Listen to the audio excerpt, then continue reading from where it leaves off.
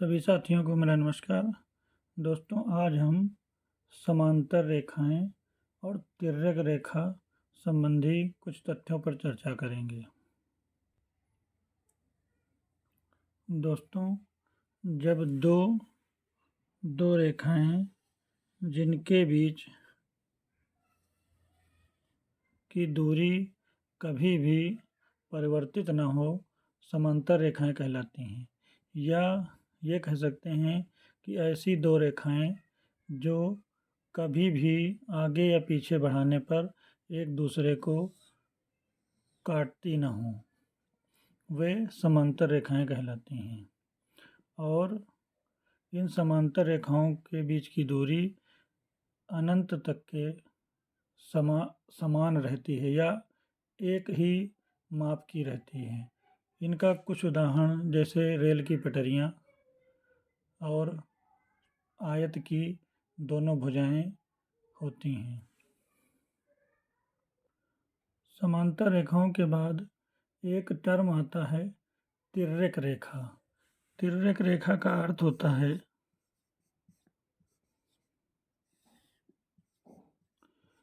तिर्यक रेखा अर्थात ट्रांसवर्सल रेखा।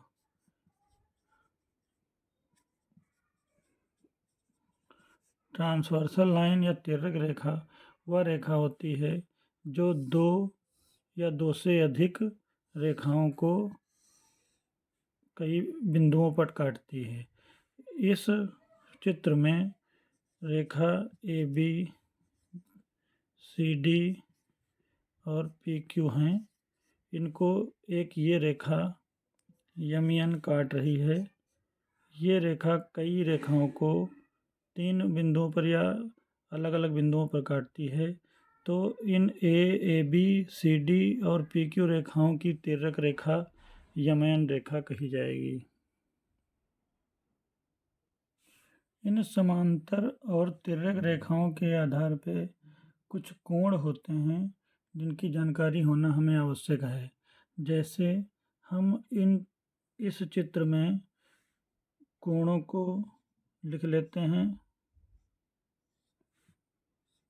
ये जितने भी कोण हैं इनका नामकरण कर देते हैं, जैसे कोण 1, कोण 2, कोण 3, कोण 4, कोण 5, कोण 6, कोण 7 और कोण 8। माना ये यम रेखा है और ये एन रेखा है और पी रेखा ये तिर्यक रेखा है जो इन दोनों रेखाओं को काटती है। अब हम देख सकते हैं कि यहाँ पे हमें 8 कोण दिखाई दे रहे हैं।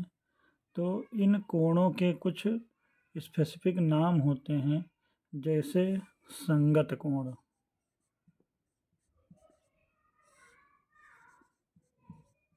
संगत कोण इस चित्र में कोण 1 और कोण 5, कोण 1 और कोण 5, कोण 2 और कोण 6,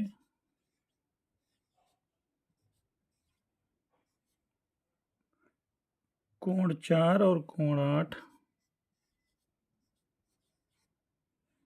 और कोण 3 और कोण 6, कोण 3 और कोण 7।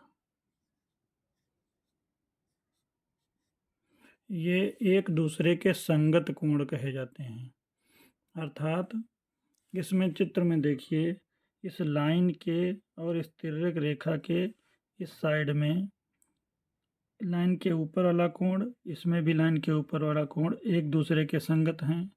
इसी प्रकार राइट साइड में लाइन के ऊपर कोण 2 और इसमें लाइन के ऊपर कोण 6, ये एक दूसरे के संगत हैं।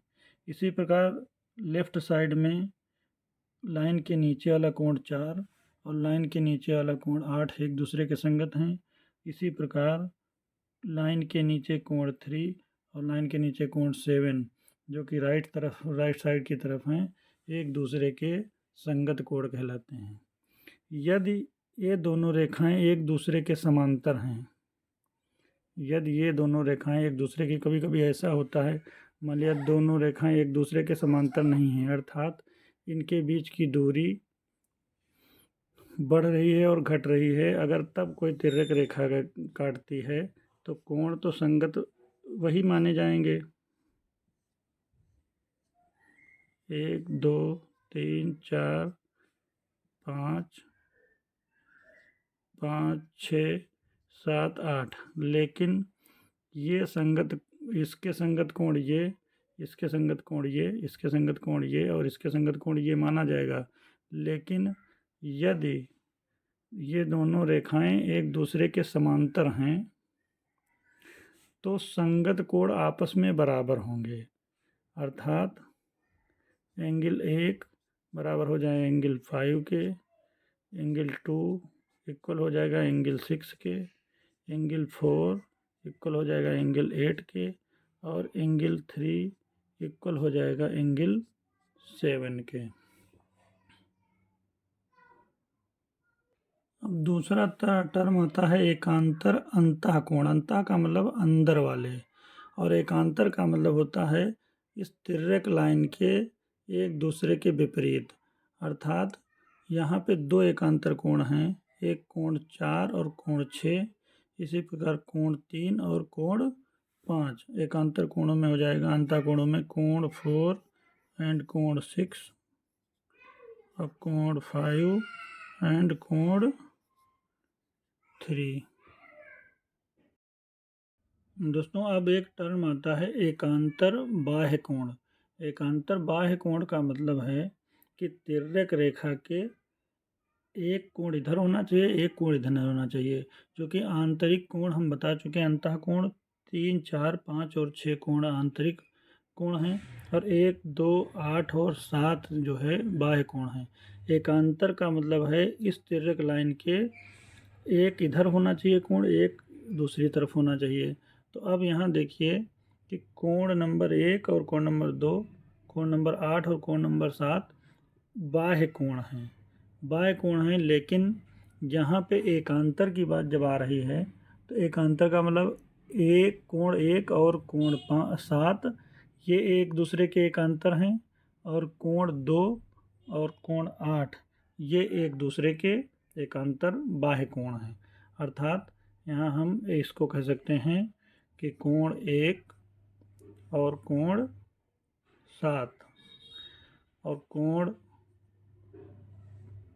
2 और कोण 8 एकांतर बाह्य कोण हैं। यदि ये रेखाएं समांतर नहीं हैं, यदि ये रेखाएं समांतर नहीं हैं तो ये एकांतर बाह्य कोण तो होते हैं, लेकिन ये एक दूसरे के समान नहीं होंगे। लेकिन यदि ये रेखाएं दोनों समांतर हैं तो एकांतर बाह्य कोण एक दूसरे के समान होते हैं। तो समांतर रेखाओं की स्थिति में कोण 1 बराबर कोण 7 हो जाएगा। जब समांतर रेखाएं अगर हैं, समांतर की स्थिति में कोण 1 कोण 7 के बराबर हो जाएगा और कोण 2 कोण 8 के बराबर हो जाएगा।